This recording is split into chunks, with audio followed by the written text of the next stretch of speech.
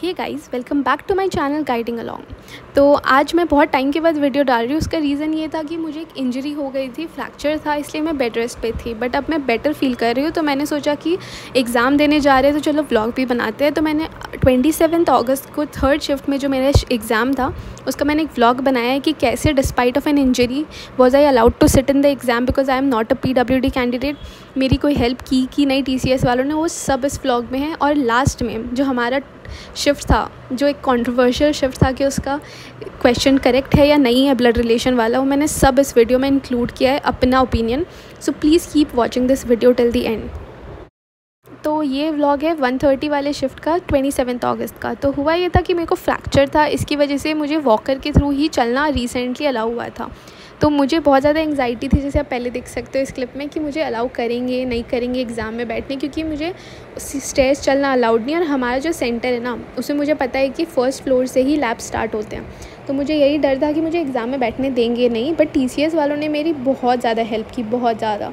तो किया उन्होंने कि सबसे पहले जब मैं सेंटर पे पहुंची ना, तो सेंटर में आप आगे देखोगे ना बहुत ज़्यादा भीड़ है, क्योंकि हमारा सेंटर नॉर्थ बंगाल का ओनली सेंटर है। तो यहाँ पे एक्सेसिव भीड़ होती है हर शिफ्ट में। तो यहाँ पे आप आगे देखना बहुत भीड़ थी। तो उन्होंने, सेंटर वालों ने मुझे बोला कि आप अभी बाहर वेट करो कार में, जैसे ही हम सारे बच्चों को अंदर ले लेंगे हम आपको भी अंदर बुलाएंगे। तो मुझे लगा ठीक है, मैं वॉक करके चली जाऊँगी अंदर, कोई बात नहीं। तो उन्होंने ऐसे मुझे बाहर खड़ा किया। और फिर हमारी शिफ्ट में पता नहीं क्यों 1:30 का टाइम था, 1:45 पे अंदर बच्चे को बुलाना स्टार्ट किया। तो और उस दिन बहुत ज़्यादा गर्मी थी। तो ऐसा हुआ। उसके बाद वो सारे बच्चे अंदर जब चले गए तो मेरी कार को भी अंदर ले गए। मुझे लगा नहीं था, बट उन्होंने बोला आप कार ही अंदर लेके आ जाओ। तो हम सेंटर के में जो चेकिंग वाली लाइन लगती है, जब वो हमारे एडमिट कार्ड वगैरह फ़र्स्ट स्टेज पे चेक करते हैं और हमारी सिक्योरिटी चेकिंग होती है, उसके पास मुझे वहाँ बाहर खड़ा कर दिया। उन्होंने बोला आप कार में बैठो, जब सारे बच्चे अंदर चले जाएंगे तब आपको अंदर लेंगे। तो ठीक है, मैंने बोला ठीक है। बट मुझे यही था कि मैं PWD कैंडिडेट हूँ नहीं, तो टेम्प्रेरी डिसेबिलिटी के साथ वो मुझे अलाउ करेंगे, मुझे नीचे की लैब देंगे नहीं देंगे, तब तक मुझे ये नहीं पता था कि सेंटर में लिफ्ट एग्जिस्ट करती है। तो उसके बाद उन्होंने मुझे बुलाया। उन्होंने बोला कि आप आगे सब देखोगे इस क्लिप में ना, मैं स्टोरी टेलिंग की तरह स्टोरी बताई जा रही हूँ, बट आप आगे इस वीडियो में देखते जाओगे ना, आपको सब समझ में आएगा कि मैं ऐसे खड़ी थी। उसके बाद उन्होंने मुझे लास्ट में बुलाया, मेरा सिक्योरिटी चेक वगैरह किया। उसके बाद वो मुझे व्हील चेयर पर बिठा दिया। वहाँ पर एक व्हील चेयर थी और उन्होंने बोला कि हम आपको लिफ्ट में लेके जाएंगे, जो मुझे उस दिन पता चला कि लिफ्ट भी है उस कॉलेज में। तो मुझे लिफ्ट से वो 5th फ्लोर पे ले गए, मेरे लैब में ले गए। मेरे लैब में उन्होंने मेरा बस थंबनेल वगैरह, जो कैमरा होता है ना, कैमरा से फ़ोटो लेते हैं, उसके लिए मुझे एक अलग सीट पे बिठाया था बस। उसके बाद उन्होंने मेरा सिस्टम अलॉट कर दिया। मुझे किसी अंदर रूम में लाइन में खड़ा नहीं होना पड़ा, थंब इम्प्रेशन, फ़ोटो सबमिशन, किसी चीज़ के लिए भी मैं वहाँ बैठ गई। उन्होंने सब कुछ वहीं किया और मेरा एग्ज़ाम बहुत आराम से हुआ, स्मूथली, बिना किसी मतलब कि हाँ तुम्हारा ऐसा है वैसा है, कुछ नहीं। TCS वालों ने मेरी बहुत ज़्यादा हेल्प की। उसके बाद मेरा एग्ज़ाम जैसे ख़त्म हुआ, मुझे सबसे पहले लेने आ गए वो लोग कि आपको हम व्हील चेयर के थ्रू फिर से लिफ्ट में अलग से पहले ले जाएंगे, उसके बाद भीड़ हो जाएगी। मुझे ले गए नीचे। उन्होंने मुझे कॉलेज के किसी रूम में बिठा दिया थोड़ी देर, कि अभी पहले सारे बच्चों को निकलने देते हैं, उसके बाद आपको जाने देंगे। तो वही हुआ, सारे बच्चे चले गए। उसके बाद मेरी कार फिर से अंदर आई, मैं वहाँ बैठी कार में और फिर जाने लगी। तो उसके बाद तब, जबकि अंदर सेंटर में तो कोई भीड़ नहीं थी, लेकिन क्योंकि बारिश शुरू हो गई थी बहुत तेज़, तो 2 शिफ्ट के बच्चे थे, एक हमारी बाद वाली शिफ्ट के बच्चे और हमारी शिफ्ट के बच्चे, तो बहुत भीड़ थी। तो जो ठीक है वो तो कोई बात नहीं, लेकिन मेरा एग्ज़ाम भी अच्छा हुआ, मेरे को कोई दिक्कत भी नहीं आई, मैंने इतने आराम से एग्ज़ाम दिया।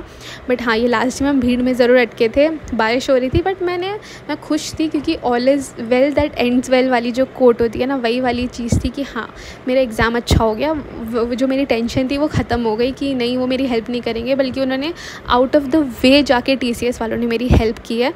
और आप देख सकते हो बहुत ज़्यादा बारिश हो रही थी। उसके बाद जितनी गर्मी थी ना, उतनी अच्छी बारिश हो गई एग्ज़ाम के बाद। तो we were all very happy. अब आते हैं रिव्यू पे कि मेरा एग्ज़ाम कैसा हुआ और हमारी शिफ्ट की थोड़ी सी रिव्यू इन माय ओपिनियन। तो मेरी शिफ्ट थी 27 अगस्त की थर्ड शिफ्ट, ठीक है।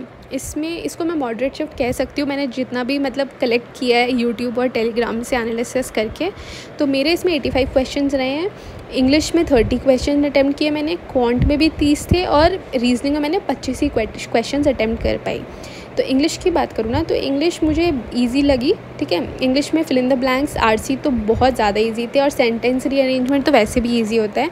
जितना डिफ़िकल्ट पैराजंबल होता है ना, उतना ही इजी मुझे सेंटेंस रीअरेंजमेंट लगता है। ठीक है। वो कैब के क्वेश्चन भी ऐसे थे कि अगर आप ईजी थे, ठीक है, और वो कैब अगर आपको वो डायरेक्ट नहीं भी आता ना वो वर्ड, तो ऐसे क्वेश्चन थे कि आप सेंटेंस पढ़ के उसको सॉल्व कर लोगे कि हाँ ये 2 सेंटेंस करेक्ट है और ये इसका गलत मीनिंग है। तो वो कैब ईजी था। फिर एरर डिटेक्शन भी डुएबल था, ऐसा नहीं कि बहुत ज़्यादा डीप में जाके एरर दे दिया आपको समझ नहीं आए, ईजी एरर्स थे।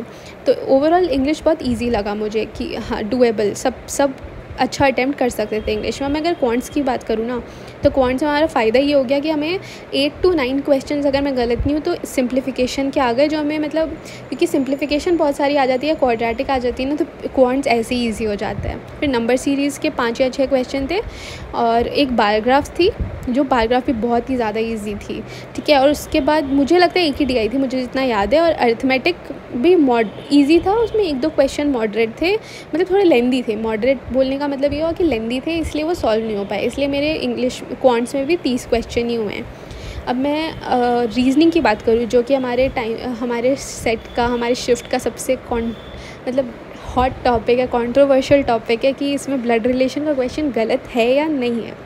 तो है ये कि सर्कुलर का एक आया था, एक लीनियर अरेंजमेंट आई थी, एक फ्लैट एंड फ्लोर बेस्ड आया था, एक डायरेक्शन सेंस आया था, मिसलेनियस तो आते ही हैं, अल्फान्यूमेरिक, इनइक्वालिटी, सिलॉजिज्म मुझे याद है शायद नहीं था, बट हाँ मिसलेनियस क्वेश्चंस आए थे, ठीक है। उसके बाद अगर मैं बोलूँ ब्लड रिलेशन, तो ब्लड रिलेशन का मेरा भी छूट गया था। हुआ ये था कि ब्लड रिलेशन बनाने, मैंने सोचा कि मेरे मिसलेनियस ये 3 क्वेश्चन, एक फ्लैट एंड फ्लोर पजल और एक ब्लड रिलेशन बाकी है, तो मैंने सोचा फ्लैट एंड फ्लोर पजल अगर लास्ट के 5 मिनट में करने जाऊँगी तो मेरे 5 ही क्वेश्चन होंगे, बाकी सब करूँगी तो मेरे 8 या 9 क्वेश्चन अटैम्प्ट हो जाएंगे। तो पहले बाकी सब करते हैं, तो मैंने बाकी सब करने लगी, तो मैंने मिसलेनियस कर लिया। अब मैं आई ब्लड रिलेशन पे, तो मुझे लगा ब्लड रिलेशन तो बन जाएगा 30 सेकंड में, 25 सेकंड मतलब 30 से 50 सेकंड में ब्लड रिलेशन आराम से हो जाता है। तो मैंने किया उसको अटैम्प्ट, अब वो मेरे से बन ही नहीं रहा आफ्टर 40 सेकंड्स, तो मैंने सोचा कि छोड़ो इसे, फ्लैट एंड फ्लोर पे आते हैं। अब मैं फ्लैट एंड फ्लोर पे आई तो भी मेरे पास 3 मिनट थे, जब तक मेरा फ्लैट एंड फ्लोर पजल बना, मैंने एक क्वेश्चन उसका सॉल्व किया, तब तक टाइम ही ख़त्म हो गया। तो इस चक्कर में मेरी रीजनिंग में सिर्फ 25 क्वेश्चन अटैम्प्ट हो पाए। बट मुझे लगता है कि जो ब्लड रिलेशन है ना, मुझसे भी नहीं बना, बट मुझे लगता है कि IBPS कभी ऐसे गलत क्वेश्चन देता नहीं है कि हाँ कोई ऐसा क्वेश्चन हो जिसमें मिस्टेक हो, ये बहुत रेयर है। ये SSC का पैटर्न होता है जिसमें बहुत क्वेश्चन मिस्टेक होते हैं, बट IBPS में बहुत ज़्यादा रेयरली देखा गया, once in a blue moon के ऐसा हो। तो मुझे भी होप है कि शायद ये क्वेश्चन रॉन्ग हो तो मुझे भी ग्रेस मार्क्स मिल जाएंगे, बट आई होप किसी ने भी इसको अटैम्प्ट इस बेसिस पे ना किया हो कि ये क्वेश्चन गलत है तो हमें ग्रेस मार्क्स मिल जाएंगे, हम अटैम्प्ट करेंगे तो, क्योंकि अगर ये क्वेश्चन गलत नहीं हुआ तो आपकी नेगेटिव मार्किंग हो जाएगी।